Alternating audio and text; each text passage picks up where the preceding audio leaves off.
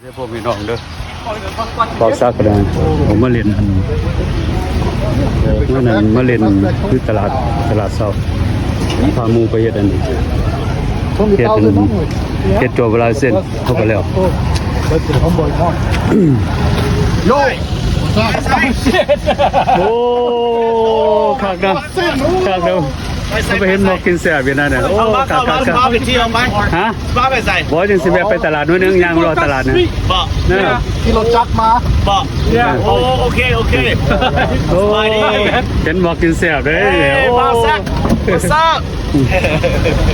โอเคย่างไว้จังมากก็ไปเห็นหมอกกินแซ่บอยู่นะ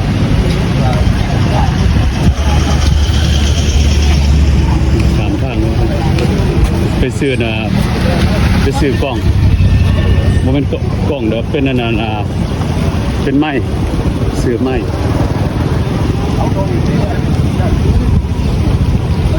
ไม่เห็นหมอกกินเสียบนะ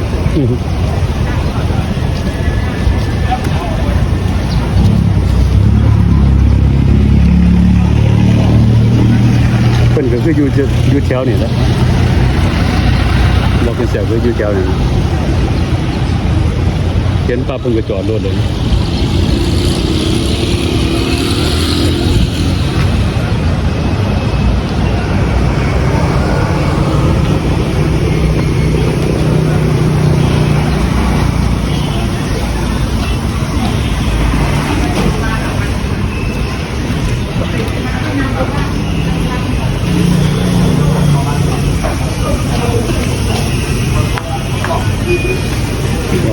มาเบิ่งใหม่ครับมามันเอาเป็นมาใหม่มาเบิ่ง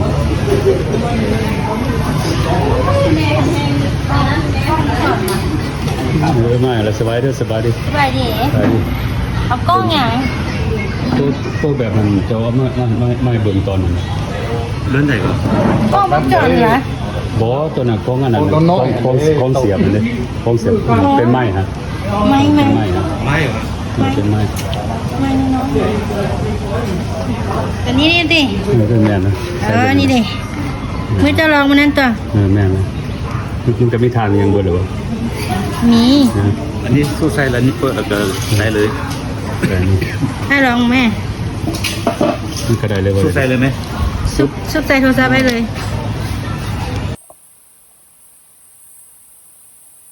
มานั่งกินเฟอแซ่บขับมาเวียงเลยเป็นเจ้าที่สองก็พามูไปนั่นเอาไปขับขี่ชั่วเวลาเส้นก็เลยมาแวะกิน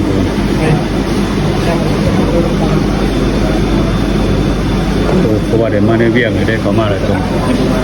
ผมมากินแล้วมามันถึงมาเลยมาถึงเลย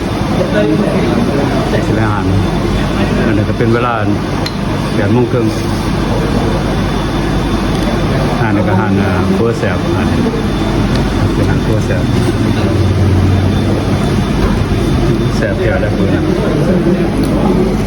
กับรักสกูรถนี่สมบูรณ์บนนั้นสร้างเอากระเปียกมีกระเปียกต้นจะเป็นกระเปียก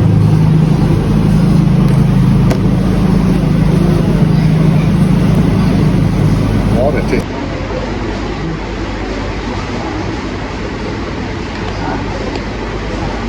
เป็นน้ำส้มสารพัด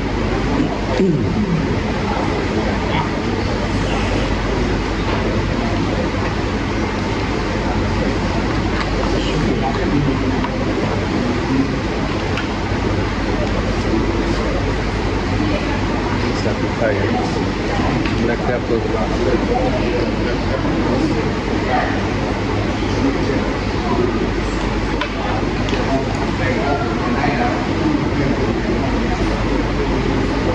ชิลีออยล์บวกเทียบแสบด้วยแล้วก่อนเลยใส่สองหัวของเราเดี๋ยวไล่กัน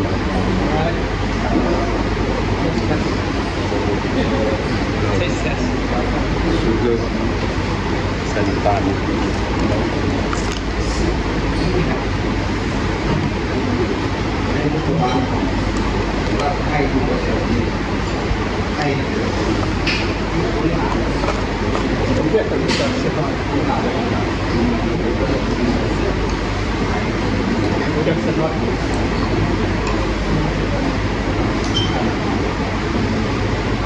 เดี๋ยวมาได้มากินน้ำกันเลยแซ่บเป็นแซ่บ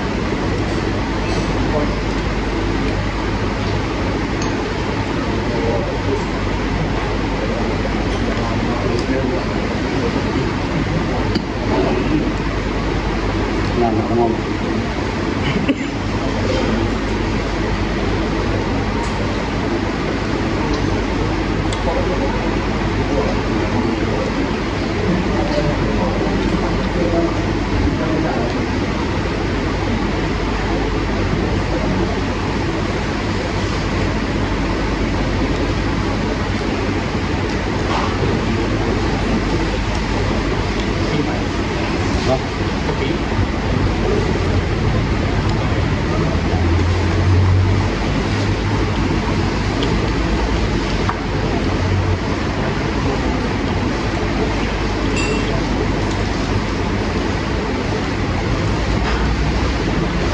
แซ่บแค่อาหารของเราแซ่บกินไม่กล้าเป็นแซ่บแซ่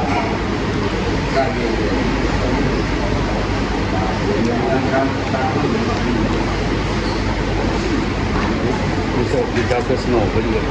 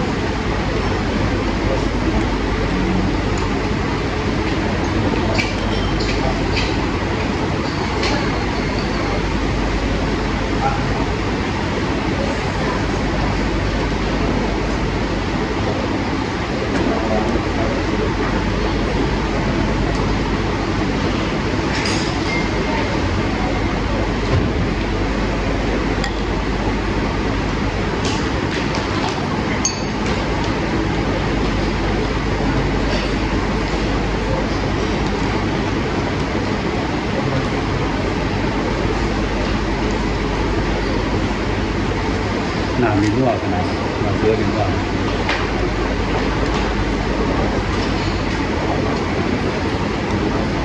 ใช่ก็แบบ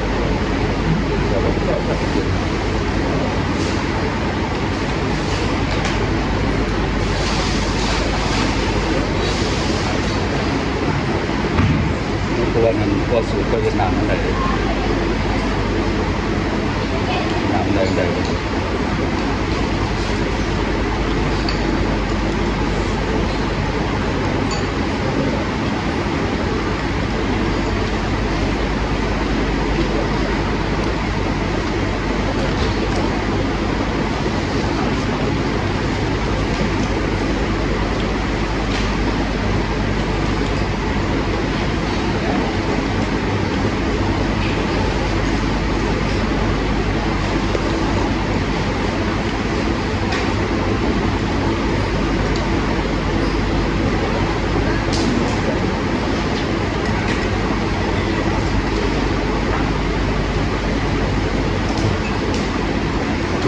ตัวนี้ก็เป็นเด่นแน่นเป็นเด่น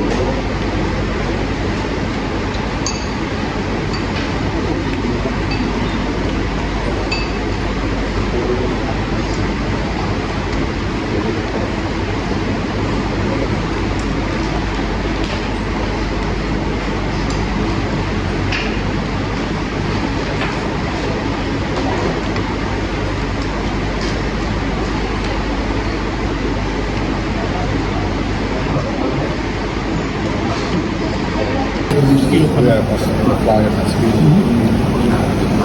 บิร์ดเหลือแต่ลูกศิษย์มาเดียวเบิร์ดจะแสบบ่แสบเลยเบิร์ดแสบตอนนั้นยังบ่เลยยังนะเหลือแต่น้ำ Yep. เหลือแต่น้ำ Everything gone. Perfect. That's not gold. My skin is smaller. I can finish before. มันแสบมันเนี่ยแบบแสบนะแบบหากินน้ำ Yeah, it's gone. It doesn't mean you're too bloated. ควรนึงก็ประมาณนั้น50 45 50แสบอยู่หากินน้ำตัวนี้เป็นน้ำมะม่วงเนี่ย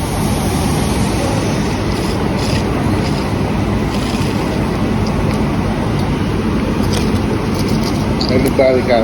lamb. Too red. ได้นำเลยไอ้ ตัวนี้แล้วก็ซื้อกล้องซื้อกันนั่นเป็นของอันนั้น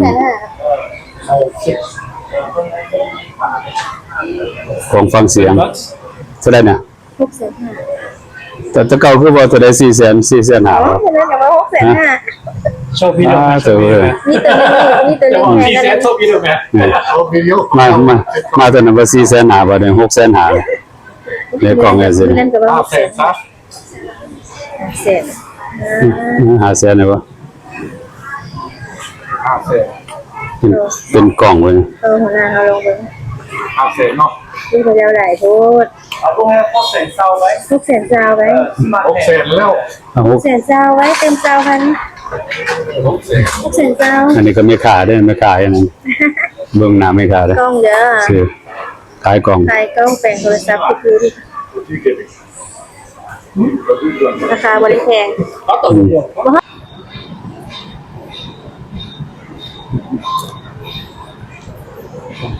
ผมมายังรอเล่นอยู่นั่นน่ะปอบสั้นหม้อปอบสั้นหม้อปอบสั้นหนึ่งก็มาเนี่ย4 เทื่อแล้วมาเนี่ย4 เทื่อก็มากับหมู่3 คน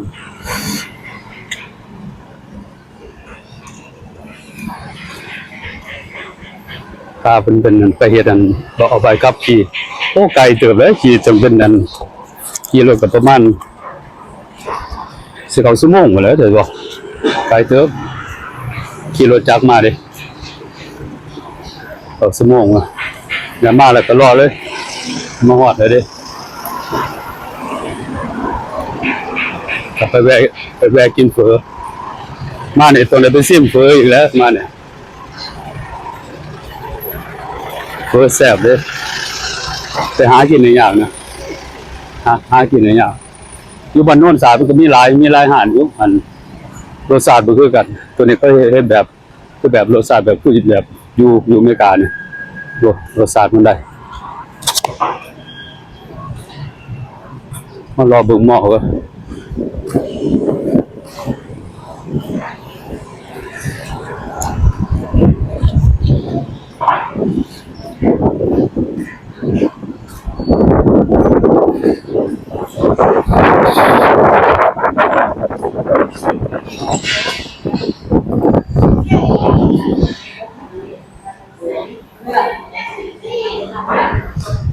โอ้เข้ารถใหม่มาเนี่ยนะ That was expensive. รถเนี่ยแพงนะ Land Rover? แพงนะลักแสนหมดแล้วเนาะลักแสนหมดแล้วเลยเนาะ Over here, $100. แต่ละจิตเขาเอารถมาใหม่เนาะรถโอ้งามเลยรถเนาะ 200 over here. เนี่ยเนาะ Mm-hmm. See? 215 for a Defender over here. It's only 100 grand back home.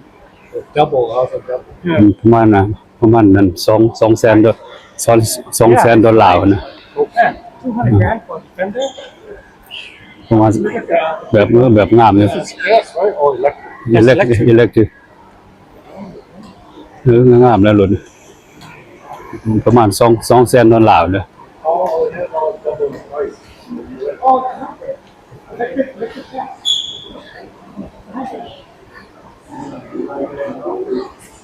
No, you're rich. ตอนเช้าหนึ่งบ่สูมีคนมาหลายนะฮะส่วนหลายคนเขามาตอนแรกกว่านะ Yeah, cool. Ah, it's awful. Good for awful.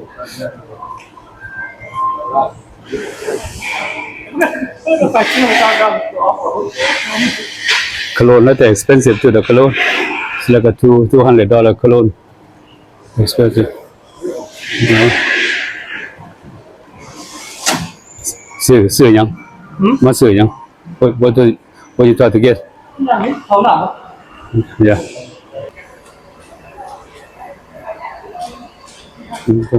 ตัวนี้ก็อยู่ข้างหลังนะตัวนี้อยู่ข้างหลังเป็นของเล่นเล็กหน่อยเขายังแปลงอยู่นู่นน่ะปักเซนหม้อเจ้าน้อยเขาก็เปิดแล้วเป็นของเล็กหน่อยเล่นนะตรงย่างออกมาข้างหลังเนี่ยสิจึงเห็นย่างทางสิเข้าห้องน้ำเนี่ยว่านี่ก็ยังแปลงอยู่เป็นของเล็กหน่อยเล่นนะ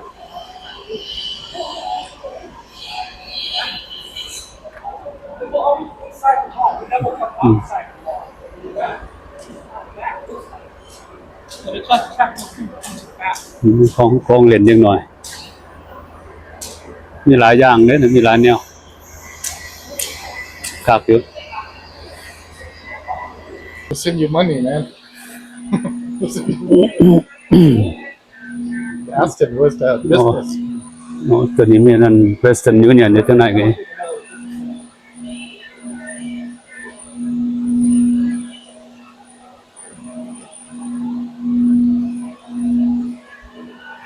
Let's see how the map.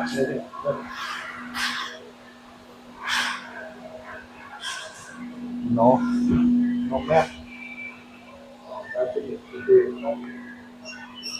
That's เนื้อต้องได้ถามคนแล้วจะรู้จักถามคนมันจะรู้จัก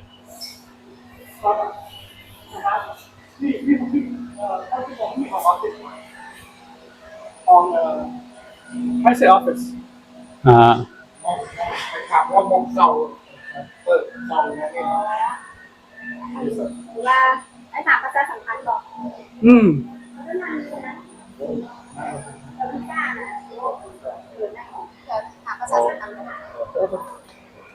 เห็นบอกก็บอกไว้บางหันเนี่ยก็มองว่าคนเราเป็นมุกดาเป็นเสือมาเซาเปิดบิสเนสอยู่นี่นะ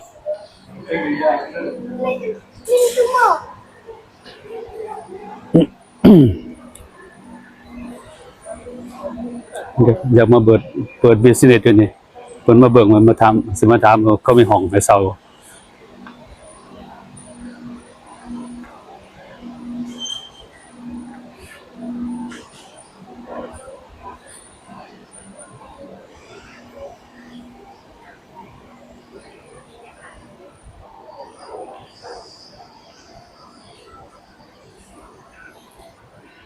ตัวนี้ถามเพิ่นน่ะแล้วเพิ่นนั่นเพิ่นอยากฮู้ว่านั่น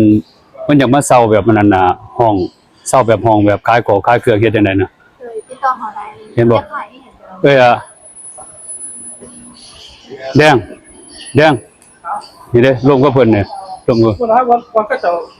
จะถามว่าขยักเศร้าวันเขาดีนะวันนี้มันตรงกลาง โอ้มีเลยอันถ้าเป็นโซนอยากถ้าเป็นโซนภาคกลางได้ป่ะ ครับเพราะว่าจะเปิดอาหารเลย เปิดอาหาร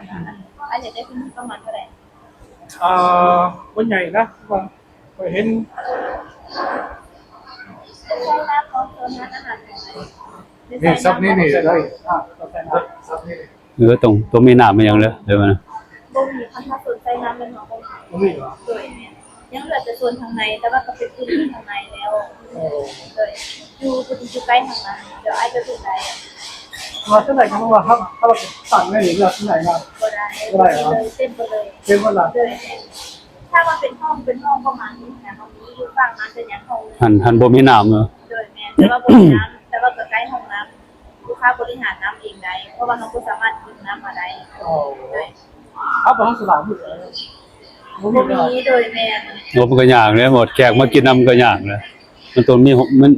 ห้องน้ำนำอีกมีน้ำไหลนำอีก บ่มีแล้วโดย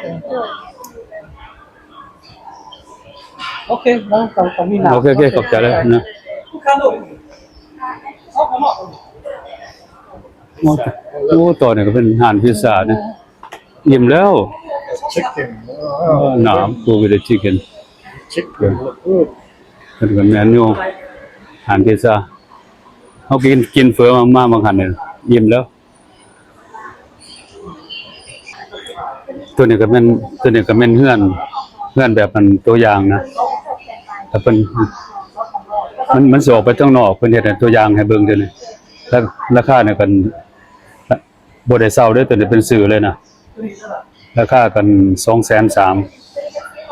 $230,000 ก็มีนั่นมีของสักเครื่องบ่ของสักเครื่องเนี่ยตัวนี้ก็สิเป็นนั่นน่ะเป็นliving room ก็สิมีคันไดขึ้นมาเนี่ยเพิ่นเฮ็ดให้เบิ่งแบบเป็นตัวอย่างห้องเนี่ยเพิ่นสิขาย230,000ก็มีห้องน้ำเข้าไปในห้องน้ำนะตัวนี้ก็เป็นliving room อีกตัวนึงเนี่ย living room ตัวนี้เป็นห้องน้ำเป็นห้องน้ำบัดนี้สิไม่สั่นขึ้นมาได้นี่ขึ้นมาเทิงๆเนี่ยขึ้นมาเทิงๆก่อนนะเป็นหม่องเป็นห้องนอนนะ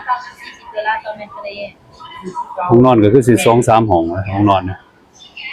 แบบ 2-3 ห้องตัวนี้มันเนื้อที่อยู่ทางนึง80เพิ่นเฮ็ดให้เบิ่งเป็นตัวอย่างก็ซื่อตัวนี้ขาย230,000 $230,000 เลยตัวช่วยหมดเลยก็ปีอันนี้แม่นรวมค่าอันตัวนี้แม่นไอ้ติดตั้งเองแต่ว่าคันถามว่าไอ้เช่าแบบ2-3 ปีหรือจ่ายบาทเดียวได้นำมาลงได้ยังดูได้อีกอยู่น้อยนึงถ้าว่าเป็นพื้นที่ทางในมันก็น่าจะถือก่อน86 square meters. How big is that? Yeah, good enough. ใหญ่กว่าซ้ำห้องนี้ประมาณ3 เท่าถ้าเป็นห้องน้อยบ่มี ดู3เท่าก็แบบสุด Some of stuff back there, no? น้อยกว่าอันนี้80 No, I don't even think that big. Because you gotta แต่ take ว่า up. ส่วนนี้มันมีน้ำยังห้องเดียวมีน้ำด้วยใส่น้ำได้แล้วทุกคนก็คุณ เพิ่นสิพาไปเบิ่งห้อง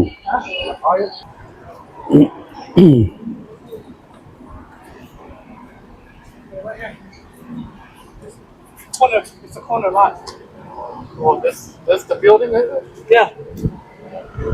From right here. Oh, that upstairs. That's the one that's. เบิดห้องนี่เนาะตัวนี้เนาะเบิดนะ เป็นความสุดเลย เนาะ This room right here. It's ก็ 86, กัน 86 เข้าห้องนี่นะเพิ่นว่าเบิ่งสิปิ่นกล้องไปเบิ่งข้างๆเบิ่ง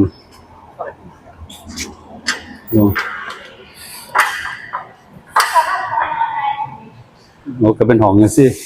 โอ้มีกอกน้ำอยู่เฮ็ดเป็นอาหารนั้นก็ได้เพราะว่ามันก็อยู่เฮียมหมู่ทางเนี่ย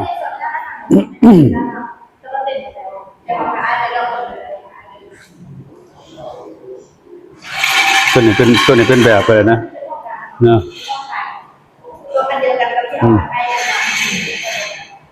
เปิดเป็นอาหารก็ได้เลยเนี่ยได้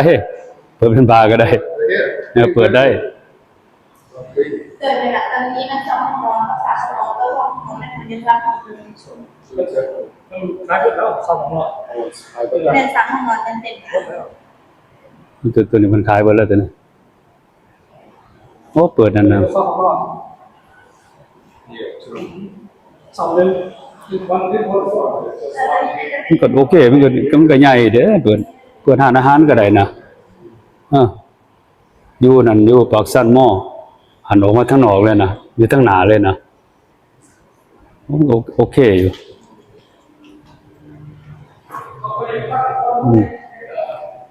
ทางหน้าน่ะก็เป็นแบบหิมทางจังซี่เลยเนาะเป็นหิมทางเลยนะเปิดเป็นร้านอาหารได้เลยนะก็กว้างอยู่กว้างอยู่ก็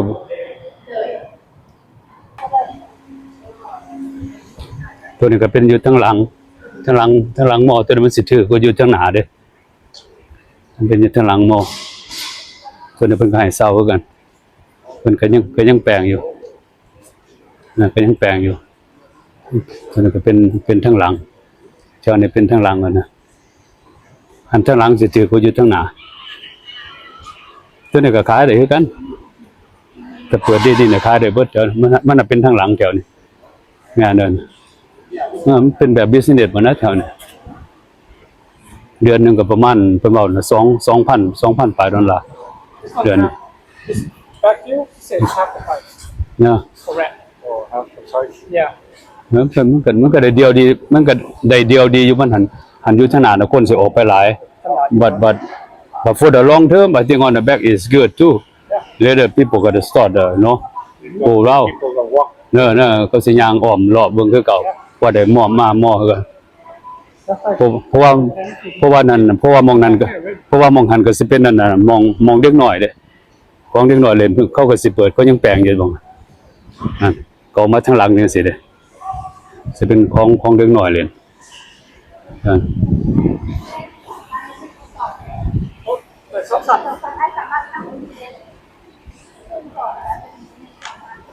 ตัวนี้มันมี2ชั้นนี่ จะเขากำลังเซ็ตไหนเพราะว่าอย่างเขาแบบ เป็น2ชั้นทุกลมเปิดร้านอาหารได้เทิงๆเนี่ยเป็นหม่องนอนเป็นหม่องพักนะ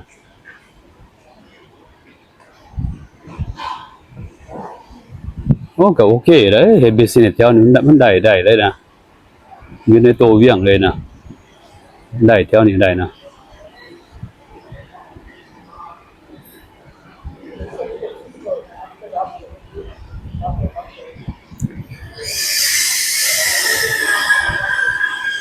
ต่อไปทางหน้าหลังจากก็เฮ็ดของเล่นเล็กน้อยแล้วนั่นคนก็สิมาทางหลังคือเก่ามันสิเป็นหม่องท่องเที่ยวเด้คนทางหลังกันอยู่ทางหลังตัวทางหลังนั่นก็เป็นนั่นปากซันหม้อนั่นเป็นปากซันหม้อเพิ่นยังซ่อมแต่งกันของเล่นเล็กน้อยอยู่โอ้ละราคาก็สิเว้าโอเคอยู่แต่ไม่เฮ็ดแบบบิสเนสเฮ็ดหยังนี่ได้อยู่ว่าหม่องนี้คนก็มาเบิดมื้อเลยนะสิว่าเบิดมื้อเลยนะยังมื้อคืนยังสิคนหลายยังมื้อคืนเนี่ยหมู่เพิ่นก็ขึ้นมันเป็นสิมาเปิดร้านเนาะจะสิเปิดร้านหยังเพิ่นว่าจะเปิดร้านอันเปิดบาร์บ่กับเฮ็ดอันเฮ็ดปิ้งเฮ็ดหยังแหละแบบมันชิคเก้นวิงหยังเนี่ยได้เท่านั้นได้